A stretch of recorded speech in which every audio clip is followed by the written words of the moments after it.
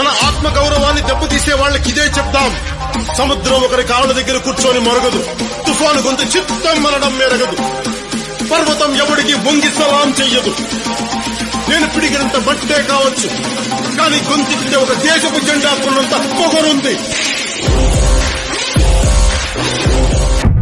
ఇల్లేమో దూరం, అసలే చీకటి గాఢాంధకారం, దారంతా గతుకులు, చేతిలో దీపం లేదు, కానీ గుండెల నిండా ధైర్యం ఉంది.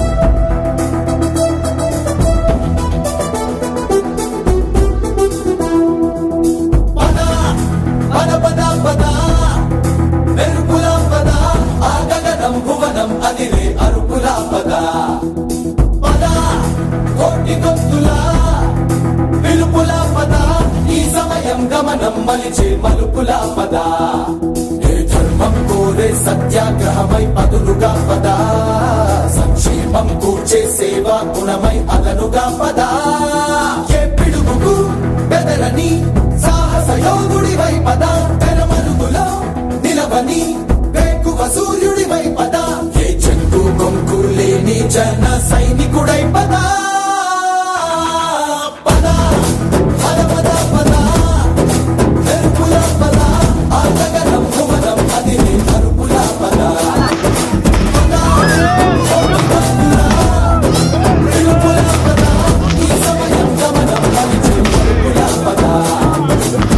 రాహు పట్టిన పట్టొక సెకండ్ అఖండమైన లోక బాంధవుడు అసలే లేకుండా పోతాడా?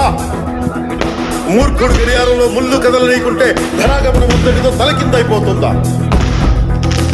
కుటిలాత్మ కూటమికి ఒక త్రుటి కాలం జయమొస్తే విశ్వ సృష్టి పరిణామం విచ్ఛిన్నమవుతుందా? తనుజు లోకమేకంగా దారి కట్టంగా నిలుచుంటే నరజాతి ప్రస్థానం పరిసమాప్తం అవుతుందా?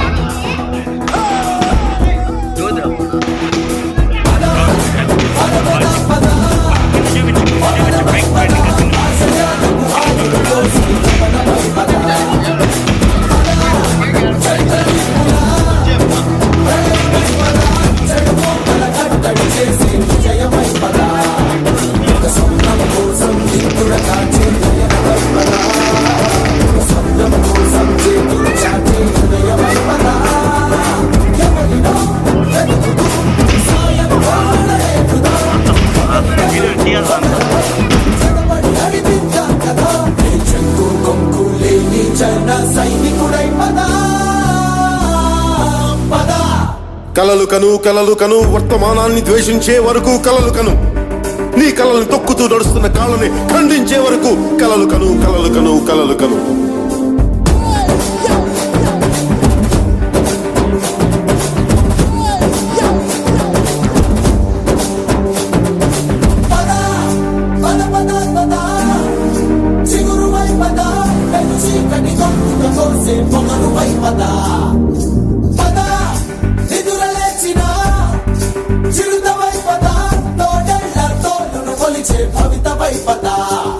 మన పల్లె అంతో ఎంతో ఎంతో మార్పు జరగదా,